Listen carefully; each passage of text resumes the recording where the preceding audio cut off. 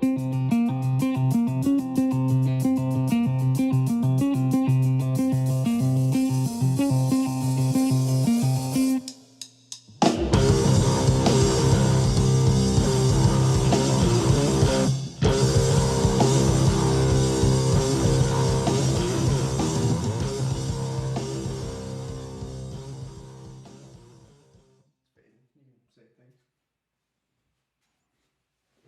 we're live. Oh, we're live. Grappling Dad back again. Haven't done a show with Kip in about 6 weeks now. Maybe more. The last time we actually had a dad was Larry and Kip. Like two dads, sorry. Oh, yeah. Because Robert's not a dad. Yeah. Jen's not a dad. Right. Yeah. Ben's not a dad. He's a dog dad. Close enough. I'm not a dad. Your cat dad. Gotta come That thing hates you. Your cat don't know why. It hates everyone. It's an equal opportunity hate Yeah, for everybody.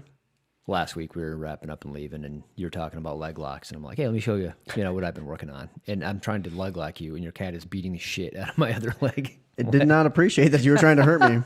I'm the one who feeds it. I mean, that's fair. It will defend me till the dying death, day. Yeah, he didn't give any cares that I was so much bigger. No. Like, no, I will eat you. Yeah. He's weird. That's cool, though. I think he was abused as a kid, Nah, that's too bad. and now he's got trust issues. Yeah, This is a very deep conversation about cats and the trust cat. issues. Yeah, he's good now. He good. trusts me and Shannon, and that's it. Oh, good. What's the podcast about today? Oh yeah, let's get like how into you looked this. at me. Well, we've got to do top mount, but why do so many jiu-jitsu blue belts get an inflated ego? Ooh, that's And then on top of this was actually Kip's idea. Do I deserve my belt? And sometimes there's the feeling that I don't deserve my belt. So it's two ends of the spectrum. One, I have a really big ego because I'm a blue belt, damn it. And two, I'm like a purple or a brown belt, and I don't know if I deserve this yet. hey, it goes both ways. I've seen it both ways. I've rarely found the person that's like, I'm right on track. I'm right where I'm supposed to be. Right where I should be. No, that never happens. Yeah, I mean, maybe if you're a black belt. Yeah, if you're like a 10-year in black belt, I imagine those kind of fears. Like, where does Croyler go? So I think he's actually due for more stripes. He just doesn't have anywhere to that he's directly under all the time to get them. You know what I mean? Right, because Marcia would have to Yeah, give it to him, right? he's in another state, and they don't get together but once every maybe year, maybe more than that. I don't know. So this is complete naive statement here. What does a black belt stripe mean for a black belt? Is that degrees? Yeah, Okay. It's just time related though. Like as long as you're in the sport and active in it, then you'll get your degree. So Gotcha. it's like you get your first stripe after so many years, it's like 3 years, 3 years, 3 years. Then after so many, it's 5 years, then it's 7 years, then it's 10 years. Gotcha. Yeah. I saw Damian Maya just got his 5th degree black belt, and I was like, what does that actually mean? It just means he's been in it for X number of years. Gotcha. Which is cool. I mean, it's definitely it's neat in the fact that you've been doing this a long time, and I definitely respect that. But it's not like you have to go test. Right. I'm not. You think? No. Roy Dean had like a 3rd degree testing. So Roy Dean is all over the interwebs as far as jiu-jitsu stuff. Yep. I'm sure you've seen I've stuff. seen him, yeah. Very good videographers. I think he has the Better than us with working lights. Well, I mean, yeah, I think he spent all the money on his video cameras and lights and stuff like that. But no, he's cool. He's cerebral, I guess you could call him. Not my kind of. Gotcha. Yeah, whatever. He's cool though. But I think I've seen him do the degrees testing through who's his instructor. Dang. I'll think of it later. All right, fair enough. It's on the tip of my tongue. It's on the tip. But anyway, so I think some schools might do that for degrees in black belts, but I think it's more time related. And I think perhaps I remember talking to Croyler about this. It's been so long, but I think he said you used to have to do that, like test for your degrees, and then they got rid of that. Yeah. The IBJJF, I think, started changing stuff. I could be all wrong on this. I didn't expect to talk about it, so I did zero research. That's okay. I think this goes back to previous podcasts we've done. I think every school is probably different. Yeah. Oh, yeah. Whether they test or not, Right. How they view what a blue belt is, and that's Right. I was talking to a guy online through TikTok. Oddly enough, he's a black belt, nice, cool guy. He's into clanging and banging, big dude. So Clanging and banging, clanging and banging. Al, we need that shirt. We need that shirt, Al. But I forgot where I was going with that now. So you were talking to a guy on TikTok. He clangs and bangs. He's jujitsu. Oh, yeah. something. Anyway, we're talking about kind of where you should be at blue belt. And he's like, yeah, most average blue belt should, be able to kind of hang with most averagely big people. Not like Brian Shaw big, but like, big dudes. And I'm like, I would have said, maybe a 2-stripe blue belt could do that, but I guess it depends on the gym and what their requirements are for blue belt. Like some it's just like if you don't have the minimum required knowledge, you can do the test, you're blue belt, and you might be rolling ability wise, maybe on the lower end of the spectrum in a school like that, where like the more competition oriented, like they want to sandbag you so you can get all the medals. So like by the time you're a blue belt, you're like, yeah, you've been fighting for a while, and it's just different. Yeah, and that actually comes up in one of the talking points for that article that I stole from BJJ. Let's talk about L real quick. Talk about Al. Are we talking about him in a good way? Yeah. Oh, okay, good. Oh, you mean like... like the sponsor. Do the sponsor. So... Can't forget about Al. Right. Tom, I was like, what specifically about Al? Let's talk about it behind his back on the podcast. Yeah. Hey, Al. We're going to say nice things. It's okay. Saturday, May 1st, Des Moines, Iowa. Top Mount Apparel will be there. They are taking part in Subspectrum BJJ. They're sponsoring the fastest submission for $100. So let's see. This comes out on Thursday. It'll be in 2 weeks from whenever. But we're live now. It's May 1st. I can't do time and dates. It's going to be rough. That's fine. Also, May 1st, Top Mount is sponsoring a 3-man team in the Combat Sports Coverage Tournament. I don't know if that means it's going to be live, but that'd be cool to watch. That would be cool to watch. So Combat Sports Coverage Tournament, it's BJJ. I don't think it's Combat BJJ. I don't know how it works. I need to do more research on that. You mean like where they slap the crap out of each other? Yeah. I don't think it's that. I think it's just like grappling. No, they just call it combat because it's the form of fighting. Because it's form. Yeah, okay. Yeah, I got you. So they're sponsoring a 3-man team. If the team that wins gets $1,000 and a cool championship belt, which I'm real jealous of. Ooh, that'd be fun. I've always thought Fuji kind of did it wrong. This isn't like crapping on Fuji, but New Breed, they have those cool belts. Yeah. I want one of those. You want the belt. I want the belt. Yeah. I'm a wrestling fan. WWE style belt. Like that it just feels better. Fun fact. Here we go. Yeah. So I used to have 2 of those belts. I had the John Cena spinner belt. That was really stupid, but I wanted it because spinner belt, like spinner wheels. It spinned, yeah. I won't lie, that sounds cool. It was. Stupid. I mean, in a nerdy kind of way. All right. And then I had, like dork stuff. Whatever. Yeah. And then I had the U.S. title belt, and this was years ago. And I was on a date. Girl came over. She goes, "Are those 2 wrestling belts on your wall?" And that was the last time you ever saw her. Yeah, that's a fact, yeah. She made the right call. Yeah, she did. I mean, it all worked out. Oh, that's awesome. Shannon would be okay with it, so it's all good. Yeah, there's somebody for everybody, Lesson learned. Learn from me, guys. Is that 2 wrestling belts on your wall? It sure is. You start telling her all about me. She's like, you know what? I forgot I had an appointment. I've got anything better to do right now. Fun. Yeah, don't do that. Maybe if you had so let's say Jamal wins the light heavyweight championship and he puts that on his wall. He won that belt. Yeah. He's allowed to have that on the wall. He didn't just buy a replica of something. He didn't spend a couple $100. Yeah, a couple $100.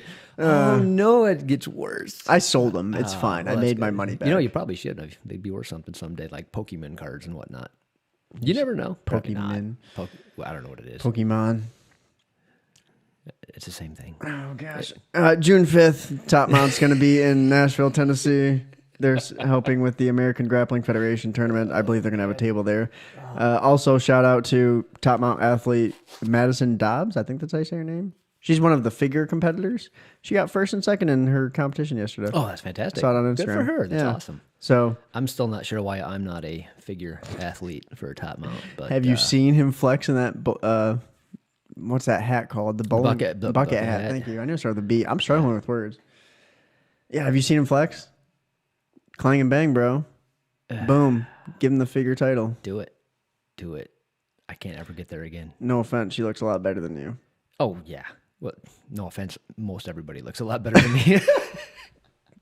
Hey, man, I have an honest opinion of my face. I'm current dad bod. It's cool. Let's just say if she put on the bucket hat and flexed, she still wins. Oh, absolutely. Yeah, sorry. Yeah, it's the principle. I just want to be I want to be able to say that I'm a figure athlete. I do say I'm a sponsored athlete, and people go, for what? I'm like, well, jiu-jitsu. I don't tell them it's just because of a podcast.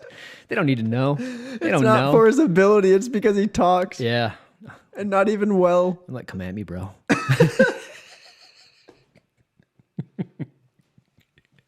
I'm kind of a big deal. Oh, we should do these at 10 a.m. every Just time. got my purple belt. Oh my gosh. They're like, purple? It's purple. Like, why isn't it pink? Like, they made it purple. I don't know, man. Purple. Are you Barney? Yeah. Here, we can start off with you, though. You got your purple belt. Did you feel you deserved it? No. There you go. You're the perfect example for the counterpart. Here's the thing. You did the test. I did the test. So I think because I You did it well, too. I was there. Yeah, because I tested, I felt better about it than not. But I thought I had to grow into it. Does that make sense? Yeah, absolutely. So I've been a purple belt for a little over a year. After I got my first stripe, I started feeling a little bit more legit with the purple belt. And then I got to take into account, like, look, this is a hobby for me. Right. I'm not there as much as everybody else. I have so many other things to do and on my mind. And it just, I have to take that into account when I'm rolling against other people. Does that make sense? Yeah, absolutely. So just like we talk about, there's black belts and then there's black belts. Like, you put any black belt that's been doing it for 10, 12 years that does it like me or you against any professional athlete black belt, and it's going to be like, what? Right. It's What are we not doing? fair. What are you Right. doing? Yeah, exactly. What are we doing here? Right. So it's perspective. Just you have to have the right one. But at the same time, you as a purple belt, probably, I would say 9.8 people. I know you can't have an eighth of a person, but let's say 9.8 people that go into that gym, you're never going to have a problem with. Like off the street.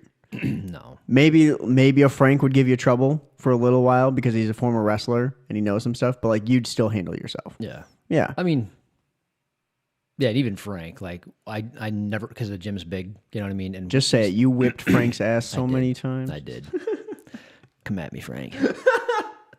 So, yeah, I roll with him like after he'd already started competing and getting good, and he definitely surprised me. Yeah. Because I usually roll to the belt, not the skill level. You know what I mean? And I didn't know a skill level, so I was just kind of like nonchalantly going to let him work. I'm like, I don't need to let him No. do a thing. No. So, It sucks when wrestlers start learning jiu-jitsu and then they get good because they've already got that wrestling background. if they understand this is jiu-jitsu now, not wrestling, and they kind of not really forget about what they learned, but like They mold it. right, They shape it.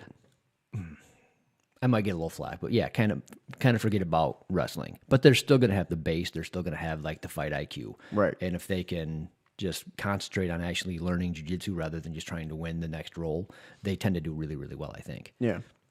So, why do so many? You're a purple belt. You don't have an ego. I mean, you do to some extent, but like, you're not going around. Oh, I haven't. Yeah, right. But you're not going around saying, "Hey, I just tapped this guy." This, Yeah. Open mat. No.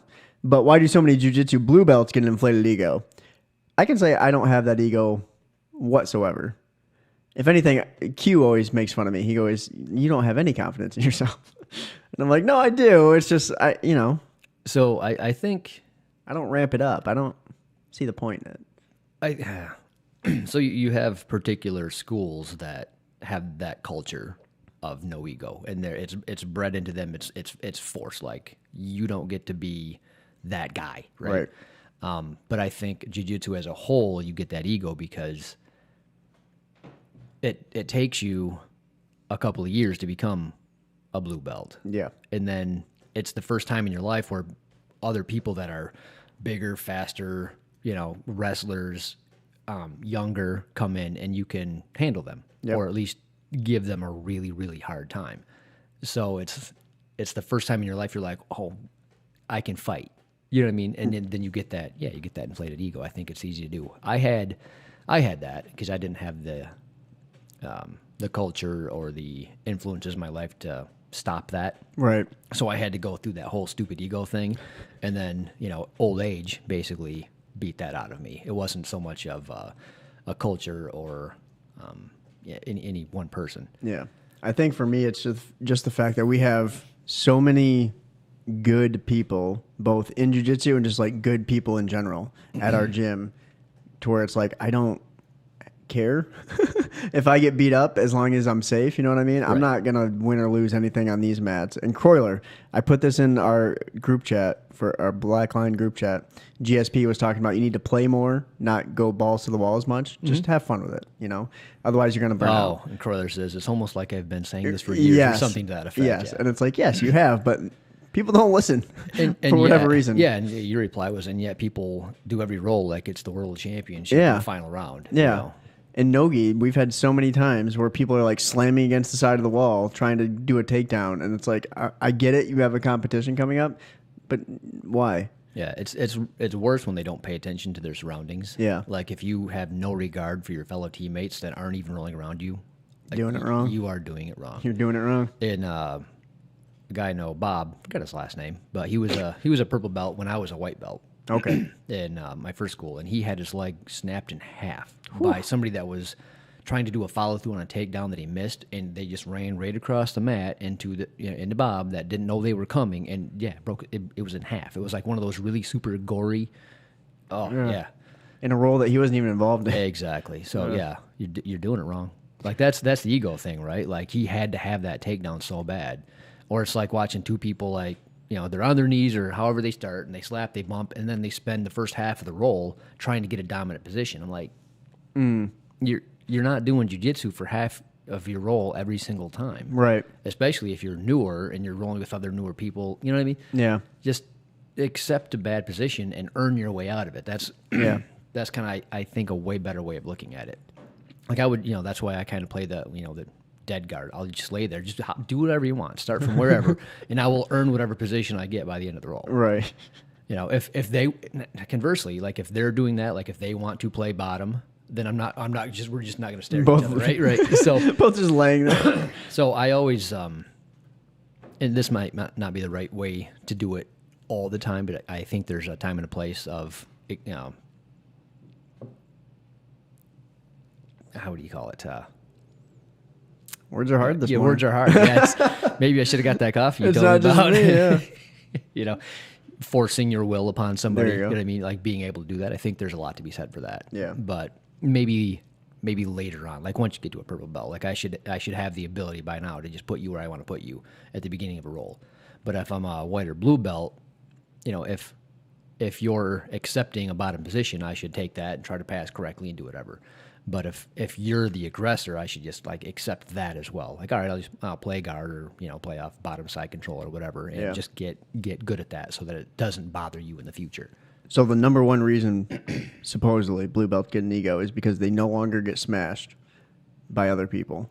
So like white belts, I don't get smashed by white belts as much. I still get smashed because I'm smaller. Size matters. I don't know if you know that, but yeah.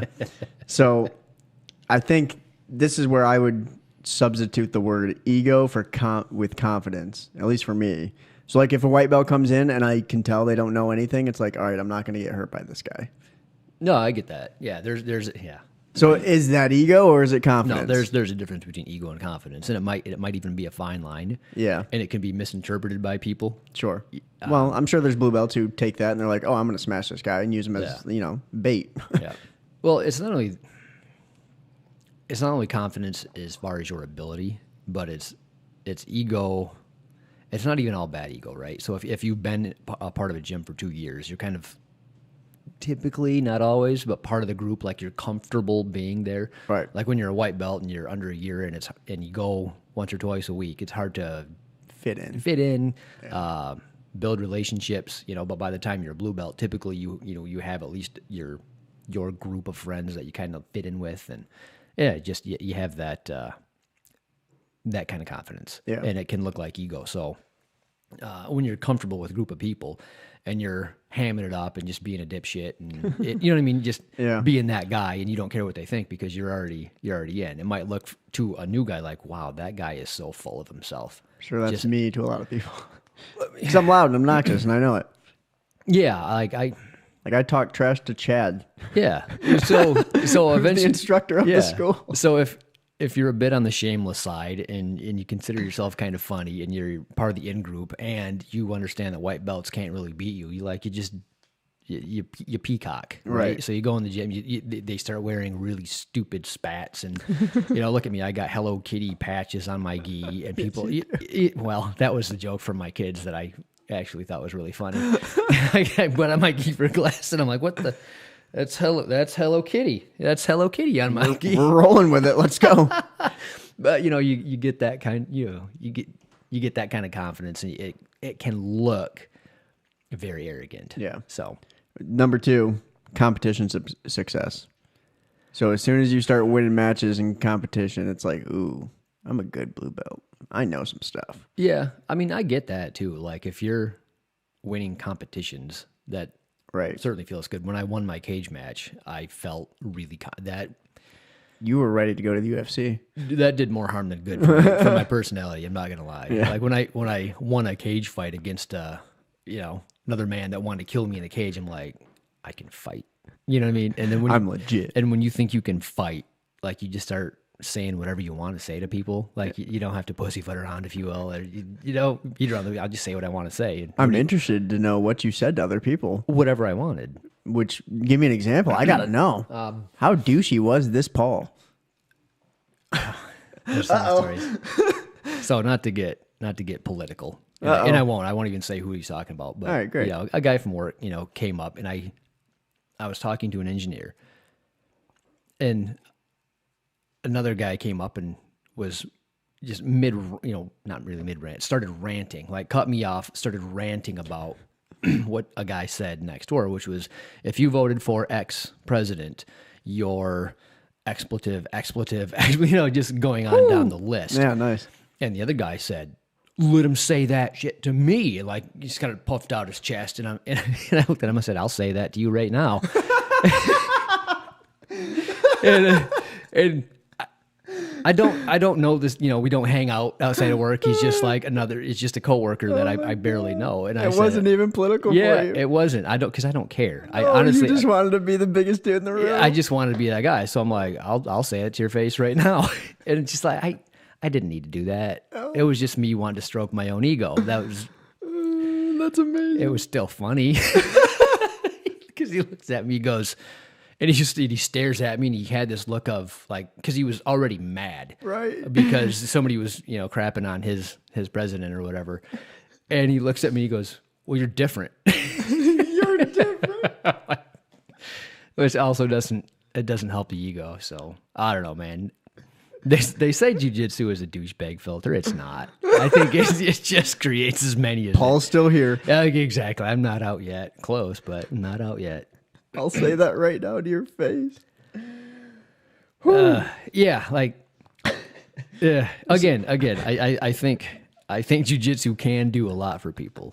But it's gonna take a minute to get past that. That was amazing. It was, like I said, I'm not a proud man. I hated telling that. Thanks for making me say that. I told a story about wrestling belts and how that made me more of a loser than I am. No, so that made you a dork. Like, dorks are adorable. Like, that just made me an absolute douchebag. Not to that woman. So, I mean, I've seen it where people win competitions and they just, they fluff their feathers. We're going to go with the peacock theme again. There was a guy who actually lost a match. I told this on last week's show. He lost a match and he was ready to fight the guy to prove that he, all right, you beat me in jiu-jitsu, but when it comes to fists and kicks, I'll win. Yeah, it's somehow going to be different. Right, yeah. Maybe, I don't know. One, the guy you lost to is bigger than you. It ain't going to turn out different. Yeah. But once you start winning as a blue belt or even a purple belt, or, there does come that, oh, I know some stuff. But I think, especially when it's these local tournaments, man, you don't know who you're fighting. You don't know if they're good or bad. Right. You don't know anything. Oh, man. Or like a Q, he faced a guy who holds an MMA title locally. That seems fair. And he got slaughtered. It was like 10-0 and then submitted. And it's like, all right, wait, that guy beat you. Yeah, people who put too much faith in winning local tournaments at anything other than a black belt level, they're putting their faith in the wrong thing. Yeah. Because you're going to go, for instance, there's more people that don't compete than do. Yes. So the people that do compete come home, come home to their home gym and just get slaughtered by literally everybody else in their belt level. But they went and they won. So how much does that really mean? Right. Like, congratulations. I'm glad you had fun. Right. But it doesn't suddenly make you a badass. No. So like if I were to go to compete in Fuji last week or 2 weeks, whatever it was, and then I come to our gym, I'm going to get beat by a lot of our blue belts because I'm still a new blue belt. You know, Amanda, she had a great tournament. She lost one of them, but she could handle all the girls at the blue belt level in our gym, I would say. Probably. I heard she competes the most. I heard about the lady she lost to. That very young lady that apparently competes 50 times a year, and she's a wrestler, and she does Oh, I didn't know all that. Yeah, she just a kid. She's young, yeah. I think she said she was 17. I might be wrong in that, but I think Amanda said 17. I forget the Is conversation. Amanda beating up teenagers? Yes, but here's the thing: like this next generation of kids growing up in this, oh, bro, They're gonna be good. They're gonna be so good. Well, Sasha the Shark Reynolds, who apparently creeped out. Yeah, you should explain. That was funny. All right, so she had a video of her competition at Fuji and Paw Paw, and the intro scene was people from our gym. She just had like one camera going around. I was like, oh, there's Robert, there's Elle, there's Dana, there's all these people I know. Gwen. And I go, hey, it was cool seeing you there. I knew I recognized the name when I heard it over the speaker. And she goes, cool, we should do a video sometime, or we should talk sometime or something. She was very nice. And I go, oh, did we just become best friends? Which is a direct quote from Step Brothers. Step Brothers, yeah. Any person over apparently 20, 25, I don't know how old she is. She's not that old, but she goes, sure.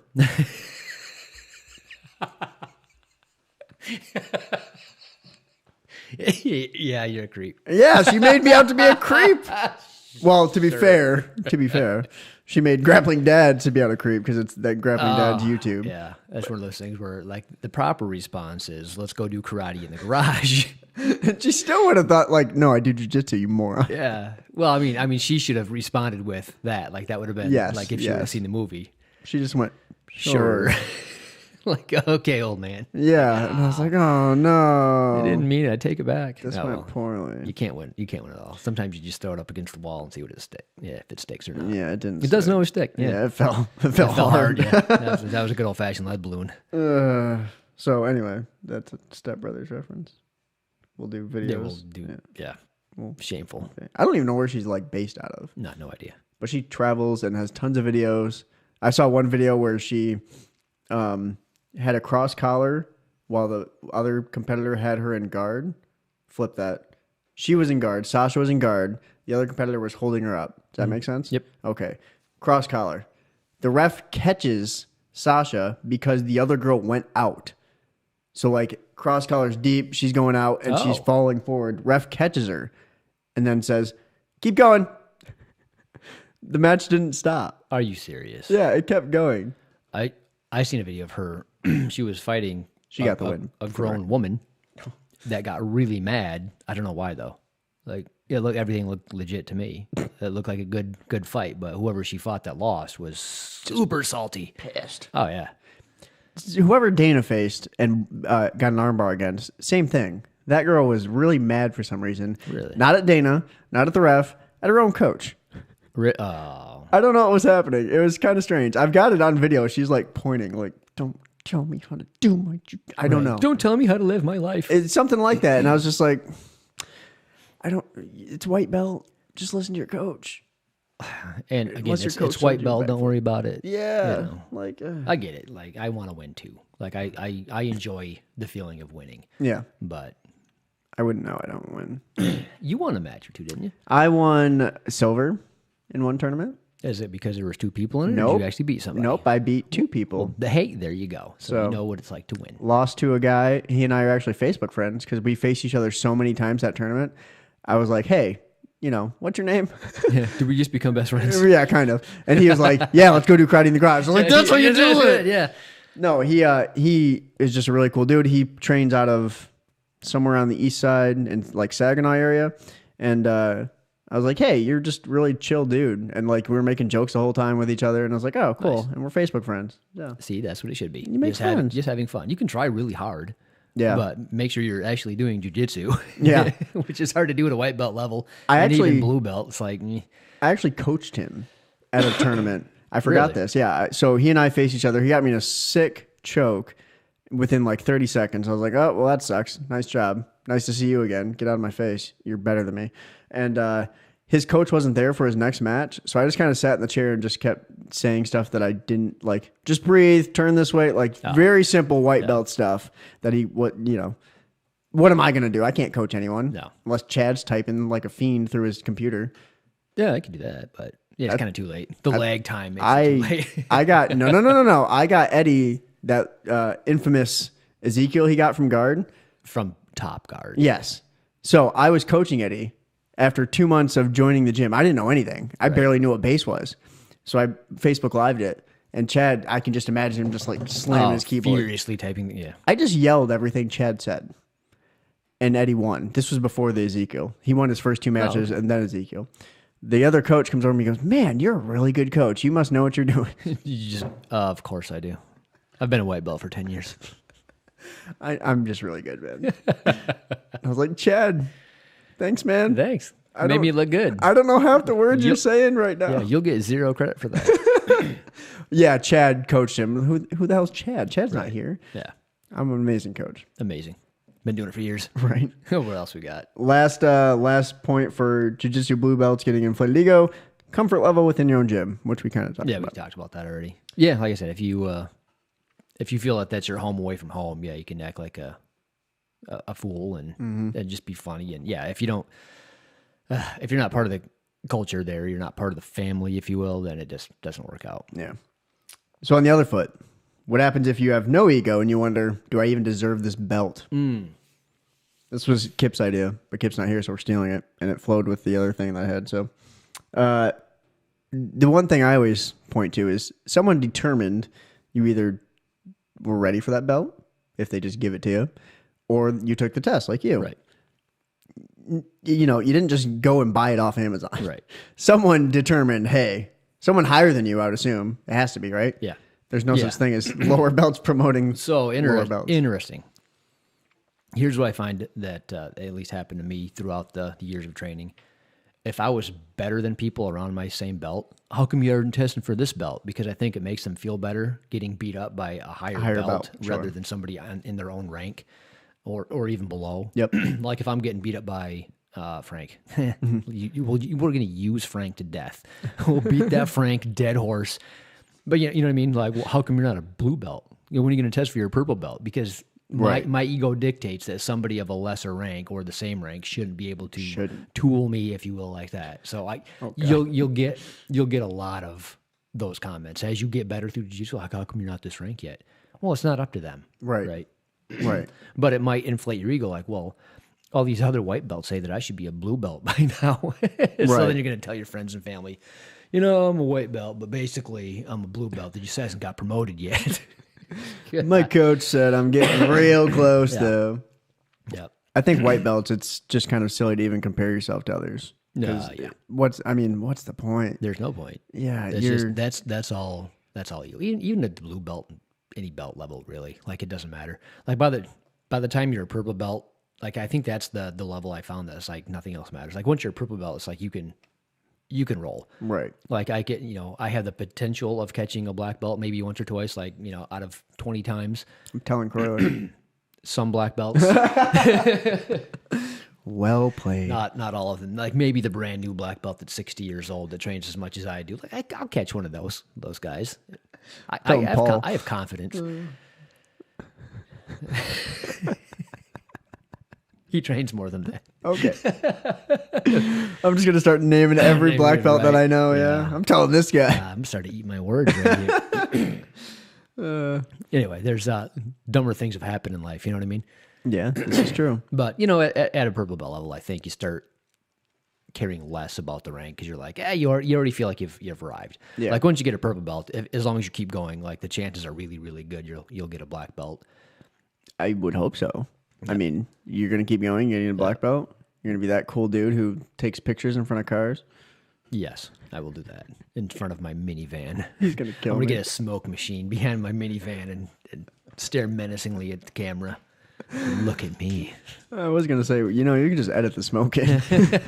We don't Oh, you need to can? actually. Yeah, I didn't know that. You I want the smoke machine. It'll make me feel better at the time. Yeah, burn money. Why not? So I don't know. People might feel differently about that, but like let's say if you get a brown belt and you don't feel good about your brown belt, like I don't think it matters. Like you're still better than probably 95% of the gym, depending on the size of the gym you go. Like they're not gonna be able to tell if they get beat up by a purple belt or a brown belt at that point. Yeah, because you have like there's the curve of you have all these white belts that it's a constant revolving door of white belts, and then you got the similar thing with blue belts. Not as bad obviously. Then you get by the time you're purple belt, you're probably going to stick around, you know, or at least you've been around long enough where even if you're not a good purple belt, like good enough, you know what I mean? Like you're gonna destroy most white and blue belts. You can't get a purple belt and not know what you're doing, right? If that makes sense. Yeah. So I think it's relatively easy to get a blue belt. It might not seem that way when you're still a white belt. Yeah. It certainly didn't for me. Like I thought, I couldn't wait till I got my blue belt. So when I first started, I thought, within 6 months. Oh yeah, I think I thought the same thing too. Well, I had people tell me you can probably get it in 6 months. You can. Yeah, it's a possibility, but you're not going to be a really good blue belt. No, in 6 months I still. Well, you were there. I didn't know base. Yeah, I don't think I actually learned or won a match until 6 months in. Yeah. It was that January tournament. I think a lot of being a blue belt is just the fact that you do a lot less dumb things during your roll. You just stop doing all the really egregious, stupid moves. Yeah. And then just by stopping the dumb things automatically makes you a lot better. A lot better, yeah. So you'll have that initial spike in ability, it looks like. You know what I mean? It feels, yeah. Yeah. Because you're not doing the most egregious. Yeah, because as long as you're not like letting your arms go out, not basing, and you're trying to push people off you, like when you're not the really, really easy tap, okay, you're a blue belt now. Like you can actually possibly win a street fight, Even as a blue belt, I feel like I'm the easy tap for some people. That's the thing. That's what keeps me humble, at least. Like if I go against Justin, I know he's going to tap me quite a few times. Yeah. It might be less than when I first started. Well, and that's kind of the point. Like to tap you out now, it's due to his extreme amount of knowledge over what you're doing and the ability to make it look like he's doing one thing, but he's really not. So you're defending over here and realize, too late, he's attacking over there. Like he just wanted you to put your hand here. Yeah. And, well done. Yeah. So blue belts typically can't do that. They can catch the first thing they're going for. Like they know enough moves where like, all right, I'm doing this. And they can catch a lot of white belts that don't know what they're doing. They don't know how to defend stuff. They don't know to keep their arms close to themselves. Yeah. You know what I mean? So I still get white belts with that. It makes blue belts look really, really good when they're rolling against people that just don't have any of the information they need to defend themselves. Right. But by the time you're, upper purple, brown, you have all these tricks like, all right, even when you're a blue belt going, all right, I know all these things. Like I know this choke, I know this armbar, I know this, whatever move you're doing. Like I've been around long enough, a couple years to see these, so I'm defending that. Yeah. Not realizing that, well, he's playing 4D chess now, and all he's doing is getting you to move in such a way that makes it easier for him to tap you out some other way. Right. Or putting you in a dilemma where like, well, if I go this way, I'm going to get caught in this, and if I go that way, I'm going to be caught in that. And there's only these two ways to go. Like that's what people do to you, and it's like, it doesn't matter. He's got multiple branches to his tree. Yeah, exactly. And I've got one. Yeah. You're like, well, I defended that choke really good, and then I got heel hooked. It's like, all right. My foot's not even here. Yeah, pretty much. The other thing was competition unsuccess, I guess is the way to put it. So let's say you're a purple belt. Mm-hmm. You go compete in Fuji. You don't win a damn match. It's like, oh, do I deserve this belt? We had competitors at our gym. They didn't win a match. It's like, all right, well, that sucks, but I don't think you don't deserve your belt because of it. Yeah, so especially and not blue belt. So not winning and getting destroyed is different too. So yes, absolutely. Did you have good fights and you lost by a point? I mean, did you feel like you did well in the role? Yep. Did you feel like you kind of choked and you could have done better? Then you're fine. Right. I wouldn't be too hard on yourself. Saying that, I'm like the guy that's always way too hard on himself. Right. It's easy. It's like, do as I say, not as I do. Yeah. It's so simple. Yeah. It's like trying to raise kids, right? Don't act like your dad. Please be better than me. Is that what you tell your kids? Yeah. Absolutely. But how many cage fights have your kids won? None yet. I'm just saying. They're getting to that age where if they team up on me, I'm in trouble. Really? Oh yeah. Like we're just doing. I actually have to put forth way too much effort. Like when you start, I got to do that thing that I tell everybody not to do. Don't use strength. It's all about technique. Like if both my kids decide they're whoop dad's butt, like it's a real issue now. It's a little tougher like, now. Oh yeah, I gotta start using my dad's strength. Isn't there a photo of you holding your kids by like one arm apiece? Yeah, as they're arm barring you. You can't do that now, can you? No, they'll break my arm straight off. Yikes! Yep. All right. Well, I'm just glad that they still let go when I tap. 'Cause if they don't, I'm in really, really big trouble. no, I will have ice cream for dessert, Dad. Choke. I'm hoping it goes like it typically does. Like by the time you actually can beat your parent, you don't want to anymore. Like I did it with my dad. Like my dad could have just demolished me until a certain point in my life, and then by that point, I kind of respected. Oh yeah, I had a pretty good life because of my dad. Like I didn't have that. Who's going to be the alpha male? You know what I mean? Your dad just goes, "Did you vote for this president? You better not say that to my face right now." And you go, "I will say that I'll to your say it face to your right face. now, right now, Dad." Oh my God, I can't believe you did that. I hate myself sometimes. I'm trying to be better and grow, but I mean, how long ago was that? it was quite a while ago. Yeah, I think you've grown quite a bit Yeah. because that was. No, I mean by that I mean last week. Well, you've been doing jiu-jitsu 12 years to the day. 12 years to the day. Yeah. Another shirt we need because people said they'll buy that shirt, which no one's gonna know the reference. No, I will say that my biggest ego was white belt, and then I had a spike of ego when I was a blue belt, and then when I got my purple belt, it was just it was pride, but like a humble. You know what I mean? Yeah. Like it was just it wasn't look at me. It wasn't I'm so great. It was I was happy with the accomplishment. I was happy with looking over the last year and getting ready for the test and going through the test, and my kids did it with me. You know what I mean? They did the entire workout stuff. And I just so when I say pride, I mean it in the best possible way. Yeah. And I never had that. I'm gonna smash these blue belts now.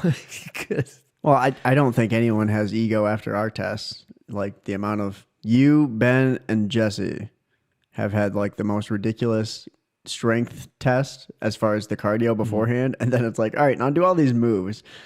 I couldn't. Like blue belt test was fairly easy and straightforward. Not to, here's my ego coming through.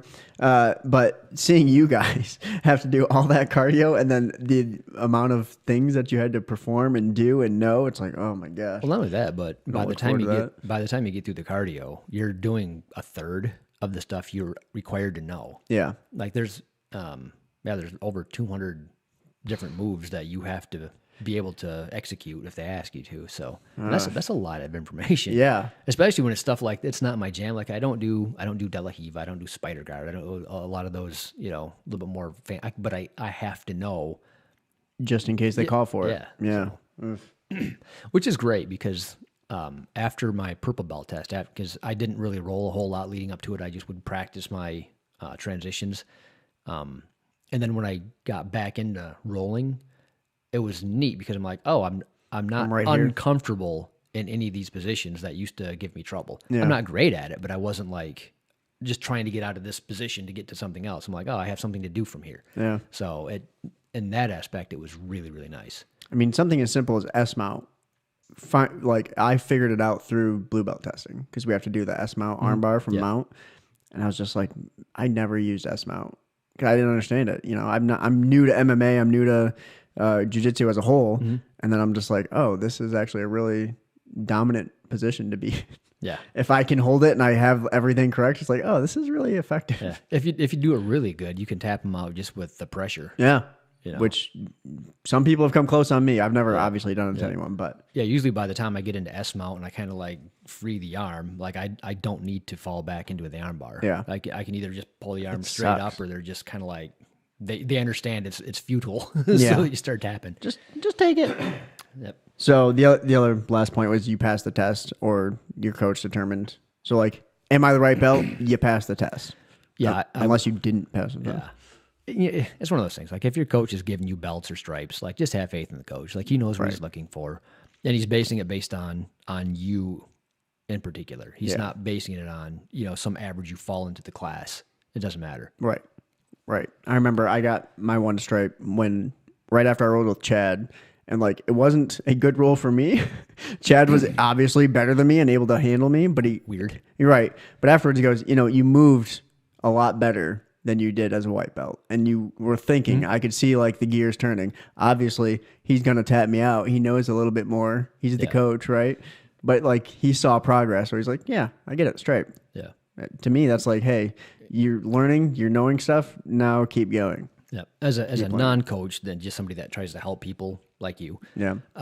When I roll, I try to give you the opportunity to do the right thing. So I'll slow the roll down, but if you're just trying to like push in, like use strength and athleticism to get out of something, I'm like, he's fundamentally wrong. Right. But if I can see that you're actually trying to get your frames in the right spot and put your, you know what I mean? Like do the right thing, then I'm like, oh, he's getting it. Right. He's just slower. Like the muscle memory isn't quick enough yet. Right. But if you're trying to do the right thing, then you're making progress. So Chad definitely gave it to me in retrospect, but I was like, oh, I got out of that armbar.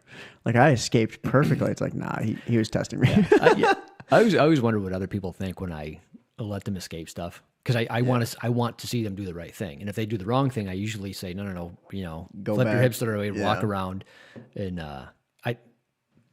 it's not coach tapping. Right. So it's different. But I think some people might see it that way. Because I want you to land the Kimura. I want you to land the choke. So I'll let you get in the position to make, I'll make it difficult, but I want you to get it. So I wonder if they go home and be like, I tapped out a purple belt. I don't mean to brag, but I'm going to do that right now. And I'm going to say it to his face right now. Yeah.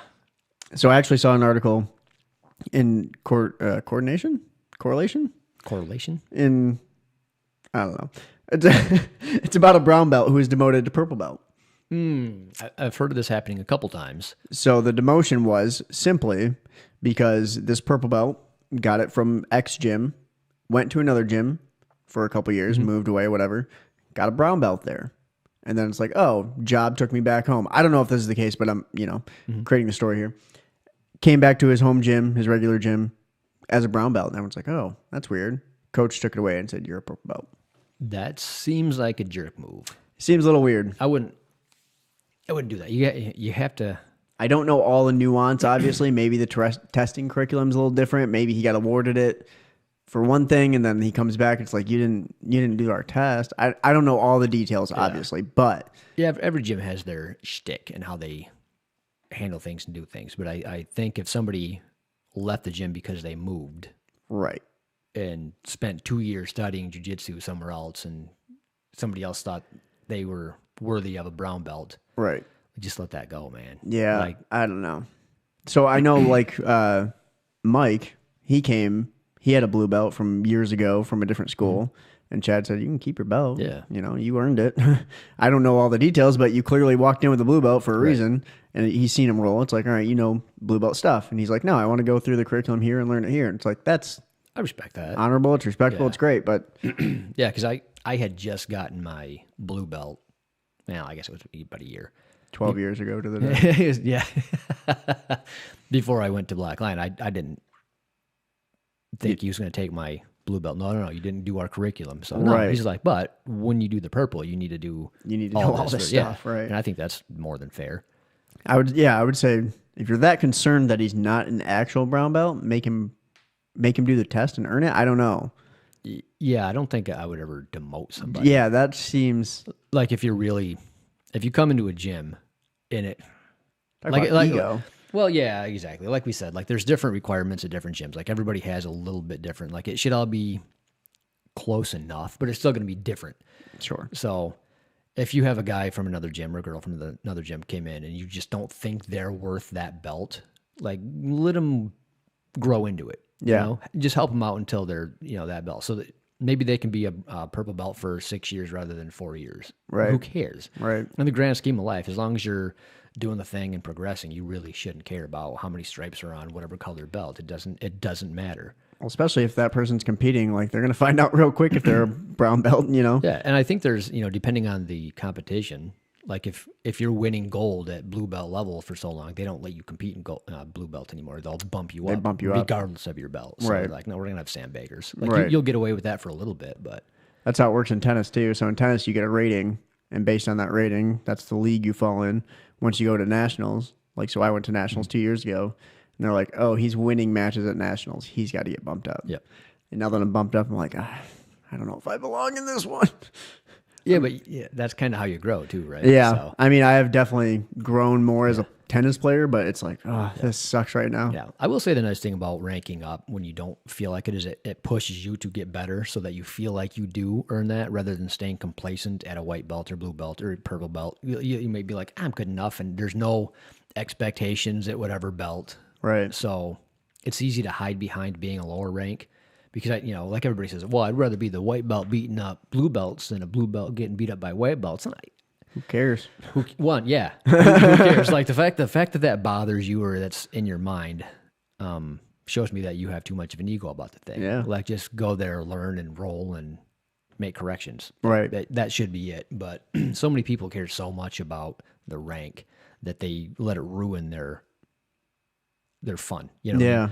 Like GSP said, you got to have fun. Yeah. You're not having fun. What are you doing? Exactly. You know who's not having fun this morning? Ben Askren. Boy. Nice segue. Thanks. Did you? Oh, you haven't seen it. I just seen the aftermath. That's all. So, I don't know how to talk about egos. Like Jake Paul or Logan Paul, whichever one it is, doesn't matter. That guy's an idiot, first of all. But what Is he though? Because he's the world's most popular YouTuber, correct? Oh, I don't know. Maybe. Is he kind of like the Conor McGregor of YouTubers? Supposedly. Yeah. Yeah. But so this is a guy. This is my disdain for the Paul brothers as a whole. They went and do you know the Japanese story? Nope. Okay, so I don't know really anything about him other than they're really famous on YouTube. one of them, and I don't know who, and someone's gonna flag me for details here, but they went to there's a forest in Japan where people go to commit suicide, right? Mm-hmm. So they went into this forest to be like funny, I guess, or record some YouTube thing, and they stumble across a body, and it's like, why are you even there? You know what I mean? Yeah. So it's that kind of aura that just irks me. And who's he beating? He's beating Nate Robinson and Ben Askren, some 40-year-old dude who got a hip surgery. Yeah, I will say, isn't a boxer. Yeah, based on the highlights of his boxing that you run across when you're on Instagram, like he seems like he's not without skill. Oh, he's definitely got skill. Yeah, but you need to fight people that are boxers. Yeah, like if you want to be legit, then you have to fight legit people. And so I was telling you before we start recording, the ref stopped the match in a weird way to me. Like Ben Askren was showing his hands and he was touching them and he was feeling his gloves. And then he paused and then he waved it off. And it's like, yeah, let him fight. Let him go. Like if he's, I don't know. Man, maybe he saved his life. Who knows? Like he's already been knocked on his butt. So did you see the memes of Ben Askren at the weigh-ins though? No. That dude is straight up dad bod. Yeah. Straight up dad. Like you are more in shape than him. That's saying something. Because I eat a lot of ice cream. So does he. He eats more than me, apparently. He was training with Freddie Roach. And apparently, Freddie Roach said he's in shape. He's ready to go. Like, this was before the weigh-ins. And then he weighed in. I'm like, that guy is not. That's definitely a shape. Yeah. So one of the best memes I saw was me looking in the mirror after doing 10 push-ups and waiting for the progress. Yeah. And you just dad bod. Well, I mean, Fedor Emelianenko had the best dad bod in the world, and he was the baddest man on the planet for a long time. But he actually proved that he can fight. True. Ben Askren has never proved. I'm just saying, as far as dad bods, like, it doesn't really matter if you have a dad bod. Cormier, same thing. He's got a dad bod. Yeah. And he was great example. champ. Yeah. Champ. There's someone else. Stipe's pretty jacked. He's not. He's not like ripped like Francis Ngannou, but I look like Stipe. Well, no, maybe not that good. But he's not shredded. You know what I mean? He's yes. He's not John Jones, just like abs on abs. So there you go. The other thing I saw was maybe this is why Askren did it. So Jake Paul made $600,000 plus on that boxing fight. $600 plus. So probably a lot more. Wow, and then Robert Whittaker, who fought in the main event of the fight night last night, made $200,000, if that. So I think 25,000. I don't know. It's some very astronomical big difference. So I think the world is changing as far as well, everything, right? So, well, hear me out. Philosophical Paul here. If you want to be a musician or an artist, like back in the day, you'd have to go through all these channels and they take all your money. And now you're like, I have a TikTok channel with 10 million followers and you're rich. So fighters doing the same. Well, Paige Van Zandt, she goes, I make so much more money off from Instagram than I do fighting in a cage in the UFC at the highest level. And now she's going, oh, I'm going to do OnlyFans. So now she's going to eclipse that with OnlyFans money. Good for her. Like everything's different. Fighting's going to be the same thing. Like I want to see certain people fight. Well, if they're not going to set that up in the UFC, they'll just set it up over here, right? And I'll pay for that. Right. You know, there's certain fights that I would much rather see than anything put together in the UFC. Frank Mir fought on the same card as Jake Paul and Ben Askren. Really? Frank Mir, yeah. Dang. I don't know who he's fighting, but doesn't his daughters fight now or daughter? I believe so. I can't remember her name. But yes, I think she does. It's weird. You don't need like a big institution anymore. No, you can just think that's great. Look at us. We're just broadcasting live on YouTube. Oh yeah, I don't want to speak for you, but I'm the dumbest jiu-jitsu guy ever. And not yet, about ever. And yet, well, not ever probably. But I started as maybe no stripe blue belt, maybe one stripe at the time. That's when you started this podcast? Yeah. Wow. And look at you now, almost 200 episodes in. I know. Like I had no... And people listen to us. Well, luckily we had Croyler helping out a lot as far as the information. Like I would just ask the questions. Like, here's what I'm struggling with. Here's the ideas I'm having. And he would be very gracious and do a pro tip. And I could just read it and then kind of tell my thoughts. And then you could kind of watch me grow up through the sport. Where every other podcast at the time was like, well-known black belts, you know, they're people who knew things. Yeah, well, they're jiu-jitsu heroes that knew things, right? So I'm like, well, it's hard to relate to people that have already been there, done that. Right. You know, I wanted to relate to people that are kind of like going through it with me. Like, hey, we're all on the same page. Like, we're kind of feeling like lost little puppies in this world going like, what's the good information? How should I feel about this? Why am I feeling X, Y, or Z way? The average Joes. Right. Yeah. Talking about, you know, the ego when you're a white belt and a blue belt and a purple belt and how things change and morph and your ideas over who can beat who in the gym and you know, whether that matters or not. So I'm right in the middle point, right? Halfway. So, you know, so I've had enough experience where I think my opinion carries more weight now because I've at least to a certain extent been there, done that. But still, I haven't reached the pinnacle. I haven't reached that, you know, elusive black belt level either. So I'm still going, all right, where do I fit in all this? You know, right? Because I can still get beat up by a blue belt, you know, but I've I can done also it several times. But I can also have the opportunity to tap out a really terrible black belt, you Right. know. So it's kind of that it's that weird. You know, it's just a weird stage being a purple belt. I feel like on one hand, I've arrived, and if I never ranked up again, I'm good. Purple belt was hard. I'm really proud of how far I've come and what I've accomplished. I think that's great. Still would like a black belt one day, but it doesn't. The belts don't mean anything to me like they did when I was a white belt. Like I wanted that first stripe so bad. Same, yeah. So bad. I remember those going months. And he'd call up people and give stripes. And I would just wait for my name to be called, and then it wasn't. Crushed. Just crushed. It hurt. My feelings, they were hurt. I'd go home all pouty, you know, just like, I beat that guy that just got his. Yep. And, you know, or you'd miss the day they give out promotions. And you got, oh my God, like that mattered so much to me. And then 12 years to the day removed, you're like, it doesn't. I don't care. It doesn't. I don't care even a little bit. Yeah. And on either, you know, on either side. So like we talked about before where, well, Austin can beat me, but I outrank Austin. So when you testing, bro, how come you're not ranking up? I don't think the coach likes you. You should be here on test day, you know, because my ego dictates that you shouldn't be able to beat me up unless you outrank me. Well, let's be clear. Chad doesn't like me. Well, nobody likes you. We put up with you. Every time Chad gives me a stripe or a belt or something, it's just like, this one pains me. And I'm like, thanks, Chad. Yeah. Like, damn, man. Buddy. Yeah. Love you too, man. Yeah. But I remember the first time I got a stripe, huge deal. So like Amanda and I started the same week, and she got her stripe, I think 2 days before me because Yi alternates days. Okay. So she got it 2 days before me, and I was like, nice. My teammate got a stripe. Cool. Maybe I'll get one someday. And then the very next class, I got it, and I was like, nice. All right. Now I don't know what happens next. Yeah.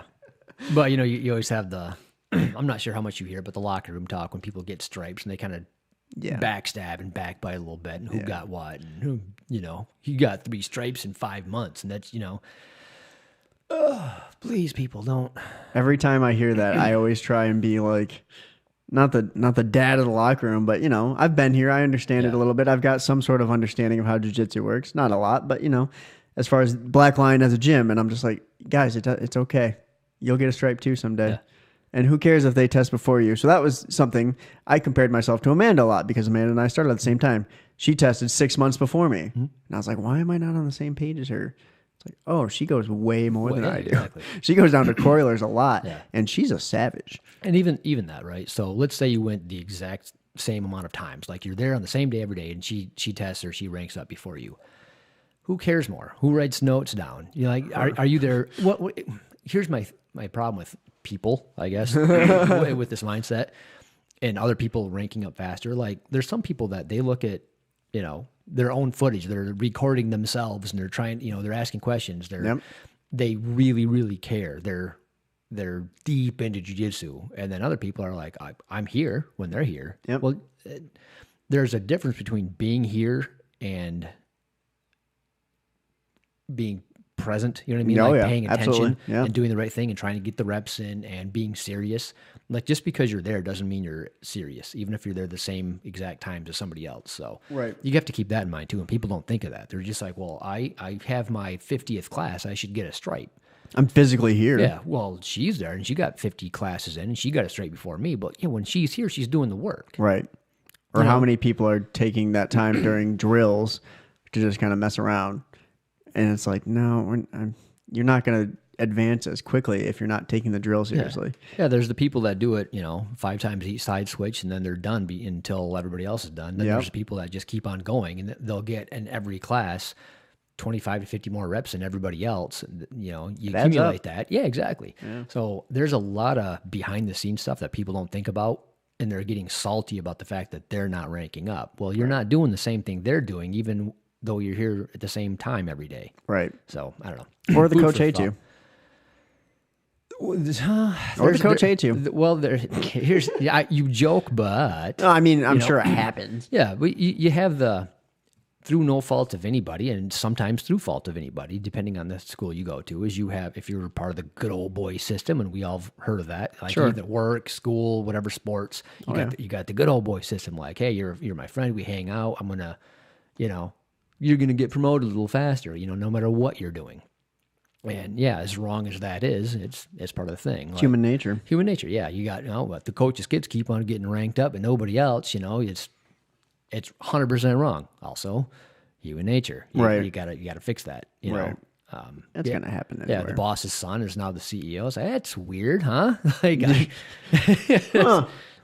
But yeah, it happens all over the place. And, people definitely get salty and sometimes rightfully so on principle, I guess. But again, just don't worry about it. Exactly. If you just don't worry about it, you just go in there and you're having fun and you're learning and you're making progress. Like there's a book called Too Good to Ignore. I think we talked about this before. It's like, just be too good to ignore. And that's what Rogan said in the GSP podcast. Oh, really? Yeah. Oh, that's funny. Just be undeniable. Yeah. Just be so good that they can't deny you anymore. So if you go into that gym as a white belt and you get your 4 stripes or whatever, and you prove that you undeniably, I have to give him a blue belt. I hate this guy. Yeah. Let's say Chad hates me. He might. I don't know. Chad goes, I hate Austin. He's so good, though. He did all the things. I got to give him a blue belt. I got to. Yep.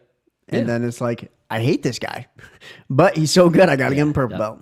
And to get to be that good, you have to be willing to lose a lot. Like people have the understanding that, well, if I can beat them, I'm too good to deny.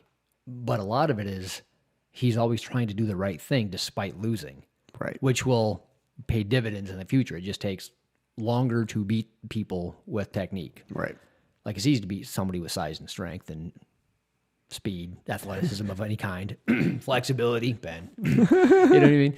But, that jerk. Yeah. But if you're willing to get beat because you're trying to do the right things, or you're trying to do new things, and you're trying to progress, you're going to arrive there a lot faster. And some people aren't willing to do that. So a legit coach will look at that, and he's always trying to do the right thing. Yeah. So that will pay, right? Right. You know, that I will reward good behavior. But he's beating everybody, but he's putting them in a headlock and squeezing. You know? Worked for Ben Askren that one time. Well, yeah, but if you put me in a headlock and squeeze and I tap out because my ear's folded over and I don't want to, a Don't sore want the neck cauliflower like, ear? does that make you better at jujitsu than me? Yes. Well, yeah. But for the purpose of this conversation, no. Yeah. All right, let's do quick questions from BJJ Everything. All right. What is your gi washing system like? This was one I was curious about too. So he does it with cold water, detergent, and lets it air dry. But that doesn't cut it for certain things, such as like blood. Oh no, they have stain removers for blood. So there's actually my wife has this. If a kid has a bloody nose and it's dark stain remover, I forget who makes it. Squirts it on there, dabs it, it's gone. Yeah, so they have stuff that takes that right out. You'll have to forward that to me, and I'll put it on our Facebook. Oh, yeah, that's a good idea. Text me that I have to forward that so I don't forget. I'm old. Don't leave me Text alone. me that I have to do this thing, otherwise I won't do this thing, and then remind me that I have to do it, otherwise I won't be reminding myself. I would do it right now, but we're on a live podcast. So yeah, I agree with that. Cold water immediately after a class. Just throw your stuff and start it. Let it do its thing. Hang it dry. It won't shrink. That being said, if you get a gi that's a little bit too big, what I do is I'll put it in there and I'll put it on hot water, and then I'll dry it on after it dries the first time. Dry it on hot because it'll shrink a little bit just with the hot water. Yep. And then if that's not enough, then I'll put it in the dryer and I'll do every 10 minutes. Yeah. Exactly. Test it. Exactly. So if you just do the whole 45 minutes or an hour or whatever it goes for, then it might go too much. So you can sneak up on shrinking your own gi. Makes sense. But typically, once you have a gi that fits and that's what you want, cold water immediately after you roll so it doesn't sit there and fester and grow stuff it shouldn't. See, you're not getting this on the Black Belt podcast. No one's talking about how to clean your gis. Only on the Grappling Dads do we talk about cleaning your gis. They might. I don't know. Yeah, who knows? How long should it take the average practitioner?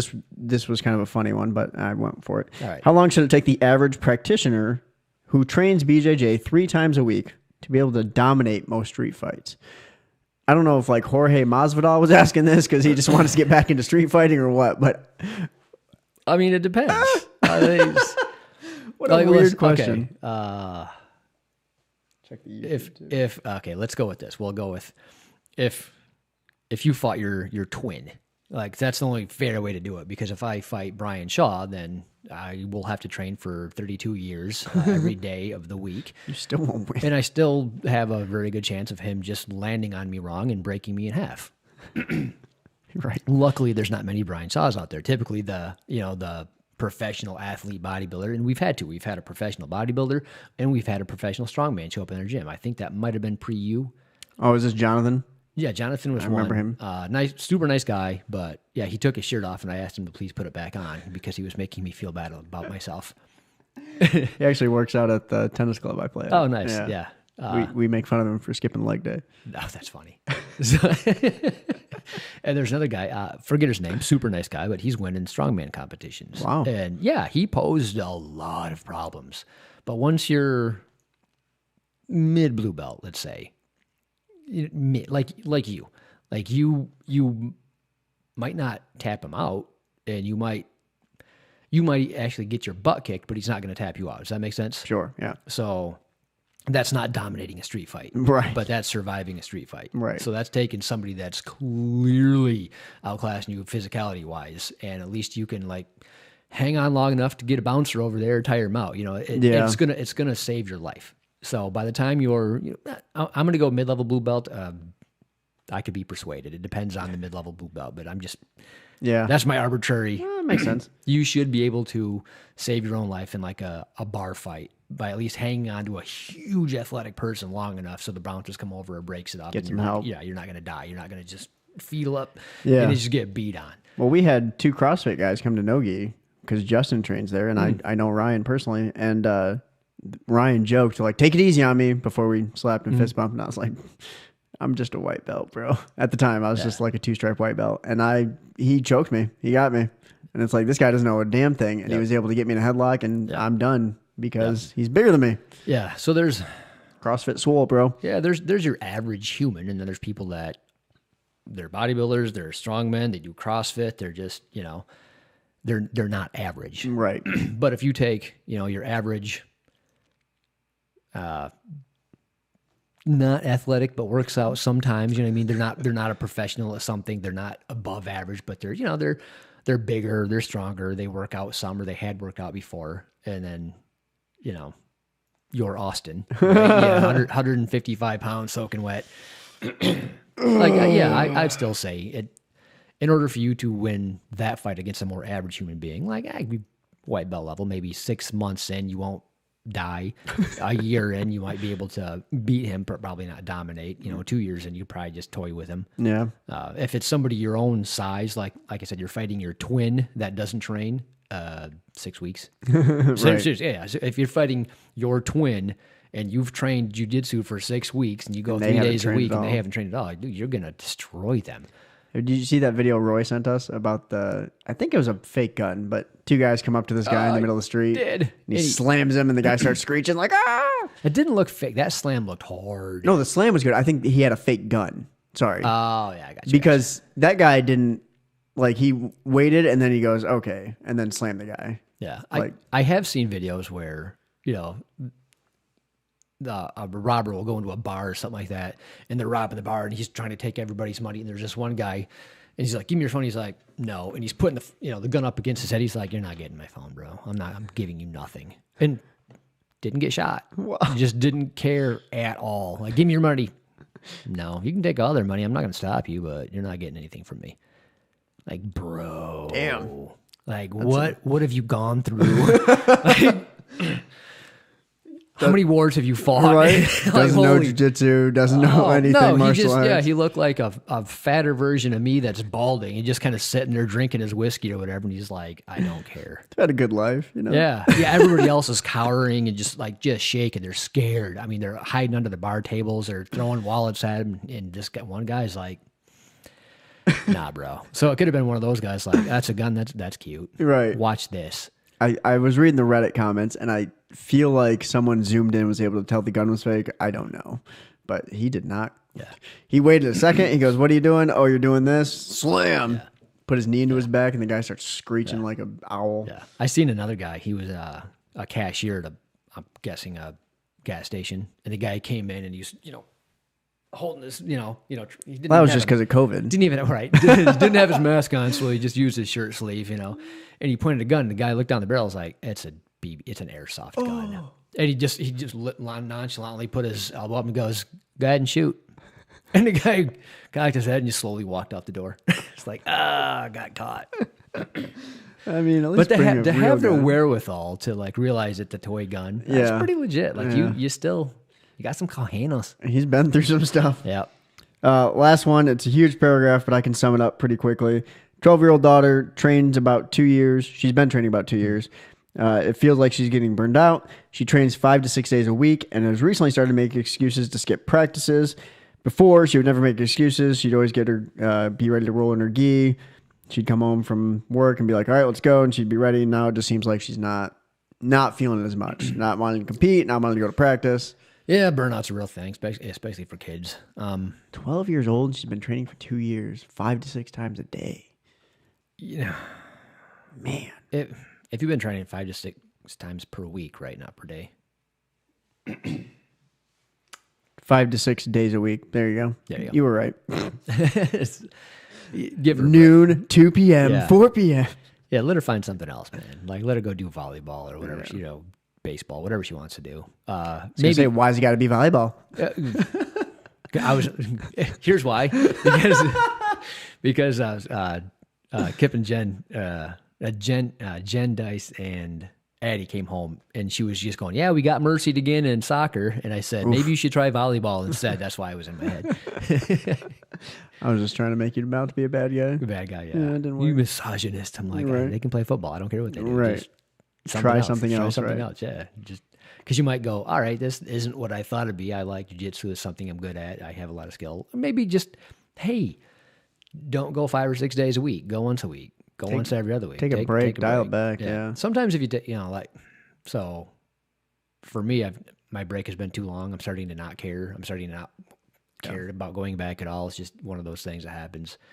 But I think if you go once a week rather than, twice a week, that's a big thing. If you go once a week rather than 5 or 6 days a week, you're not going to not get better. Right.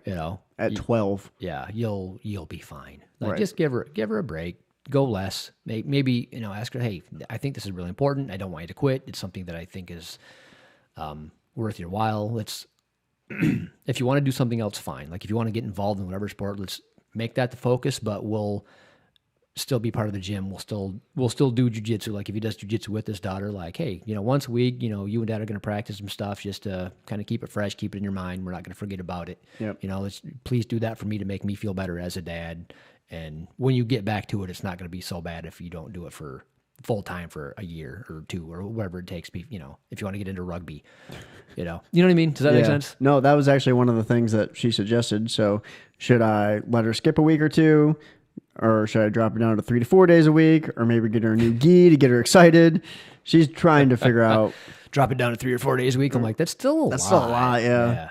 I'm happy if I can go twice a week now. Yeah, I'm saying drop it down to 3 or 4 times a month. Yeah. Just make sure she doesn't quit. And even then, the more you try to force something on your kids, the more they're going to rebel against it. Right. That's the thing too. Like, and it's got to be fun. Like, Right. If it's something's not fun, they're not going to learn. They're not going to want to do it. They're going to quit at the first opportunity. So It's the biggest thing I've been told coaching tennis is just make it fun. Yeah. They're going to learn what they're going to learn. You've only got them for, I think we have a 6-week program. And Make it fun. Yeah, I understand as a dad, like you want your kids to be good, especially at this, because as a dad of a girl, like we understand the statistics. You know what I mean? It's not lost on us.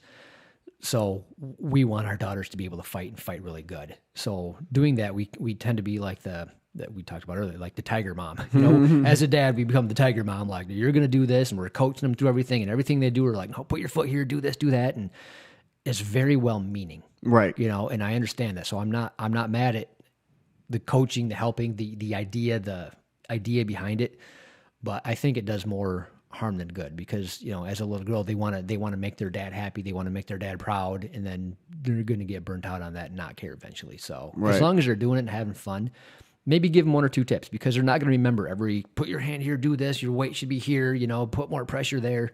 They're not going to remember any of that. No. But if you give them one tip, they're like, hey, you had this, you almost had the triangle. Like, what do you mean? Let me show you this one aspect. Yeah. Build the interest back up again. Exactly. Well, not only that, but you're keeping it simple and you're giving them one thing to remember. Well, now the next time that'll click. Like, I've noticed that with my girls. Like, if I just work on one thing, they can start to land that one thing. But if I get excited and I'm like, hey, we're going to work on jiu-jitsu for an hour, and I'm just going all these things, do this 5 or 10 times, then switch and we'll work on something else. It's tough. Yeah. It doesn't work. They don't remember anything. They get bored. That's what I do for practice too. I try and dial it back to, like, we're going to do forehands for the whole practice today. And they're like, well, this is boring. It's like, yeah, but you're going to remember it. Yeah. And you're going to remember that I'm telling you to kiss your shoulder. Yep. Which is weird. Yeah. No one understand what I just said. Sorry. No, I don't get it either.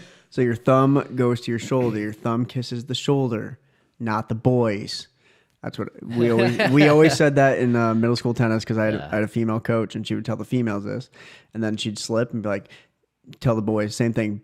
Thumb kisses shoulder, not the boys. I'm like, I'm not kissing boys. Yeah, you are. It's okay. I mean, it's fine. It's 2021. Do what you want. But at the time, I was not kissing boys. It was fine anytime, but we just made a big deal out of it. Correct. Yes. You know what I mean. Now I'm the bad guy. Thanks, I'm just Paul. saying, I don't want to get canceled. We haven't been canceled yet. It's about time. We're about to, because your we're political due. crap you said. I didn't say what president, even what year. Well, yeah, this was a long Yeah, time because ago. I've been doing jiu-jitsu for 12 years to the day. So Well, it was your cage fight.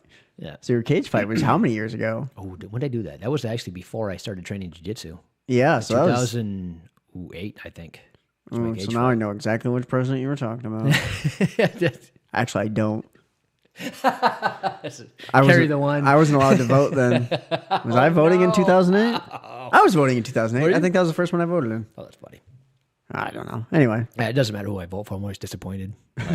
Like in the person that wins. It's like, nobody's doing us any favors. They only care about themselves and getting elected. just like jiu-jitsu. Yeah, just like That jiu-jitsu. didn't make any sense. I was trying to make it not political. Yeah, Anyway, that's all I got. that's all I got too. That was like an hour and a half. Wow, Good show. Dang. Pretty close. All right. Hour 20. Social media, Facebook, Grappling Dads Podcast, Twitter, Grappling Dads Podcast, Instagram, Grappling Dads _podcast, YouTube. Subscribe. We're up to 471. Dang, they're gonna make me do no-gi. We're inching along. 200th episode. We are planning something for our Patreons, our patrons, who Patrons. subscribe on Patreon. There you go. I got it. Working with Al. If you haven't and you're watching, give me your shirt size, aka respond to the message I sent. Oh, Al, if you still listen, and I wouldn't blame you if you didn't. All the newer stuff, Hey, you're doing good. all the newer stuff, I need one of each in a medium, And that's all you can say. please, Yeah. We can tell you that the new stuff is awesome. because somebody is excited about that. It's going to come out. Yeah. It's really cool. Actually, he sent us a message. He said, I was worried Paul was going to ruin it, and you guys didn't. So I'm thankful. We didn't give any He spoilers. has good reason to be worried. Yeah, he does. I'm sorry. Hey, you see this cool skateboard we're designing for Al? I'm going to talk about it at length on this podcast. I'm sorry. Hey, Roy, it was cool skateboard, cool tumblers. I do Love want these. I do want to fight Al, and not in a mean way. I do want to fight Al. I want to fight him, and here's what I mean by that. Like he stopped by once, and he is really fun role. He does different things that our gym doesn't do. Super nice, super respectful. He's just like he's my kind of role, and I What level is miss he? that. Brown belt. I think he's got like 2 or 3 stripes now. Oh, I don't He's know. knocking on that black belt door. Yeah, he's gonna hurt me. I mean, he could hurt you. Right, That's the what I difference. Yeah. So he would make it fun. All right. Yep. Like Paul Elliott. Yeah. Yeah. Still one of my favorite memories of jiu-jitsu was when I rolled with Vic from Croilers. Yep. First time he came up, and I thought I hung in there with the brown belt, and then I watched him roll the chat. I went, oh, I get it. Yeah. Yeah, this is back in my cocky blue belt days. Yeah. I was, definitely maybe a 2-stripe blue belt, and I promise you, I thought I can hang with the brown belt. You're there. Yeah. But that's a testament to, 1, my stupidity, 2, the cockiness of blue belts in general. I'm painting with a very large brush, but it's a thing. We talked about it. And 3, how good Vic is at rolling to your level and making it fun. It's scary how much he can do that. As he's a small person. Well, the cool thing is to be able to keep a roll going with somebody that's just trying to do the typical smashy blue belt thing. Like Strength, I'm bigger than you. overpower, I'm just gonna hold you down. Like if somebody does that to me, like I struggle a little bit. Like crap, I'm not good enough to just keep that flow going, despite somebody just wanting to put all their pressure and weight on me and hold on for dear life to everything. Does that make sense? Oh, yeah. Like that takes a huge amount of skill. I can't do it. Oh, I can't do it either. I'm getting better at certain levels, but there's always that, for me, there's still that fine line of if you're way too big and too strong and you have a certain level of skill, like you can kind of shut me down. Yep. Yeah, absolutely. Yep. So Not Vic. not Vic. No. He's test for your black belt, Vic. I don't think he cares. I care. I can't. I care why, for Vic. Why do you care? Because you don't want to get beat up by a brown belt? No, you should be a black belt. If you beat me up that bad, you need to be a black belt. See, that's our ego telling Vic. No. To be a black belt. I think Vic is just good enough to be a black belt. Oh, he certainly is.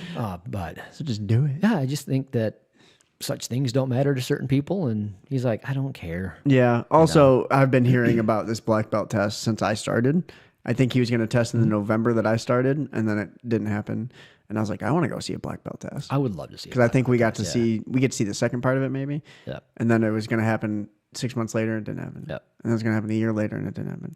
It's like, Vic, I've been going for 3 years. Test for your damn black belt. Yeah. I just want to see it. It's selfish that I want him to test.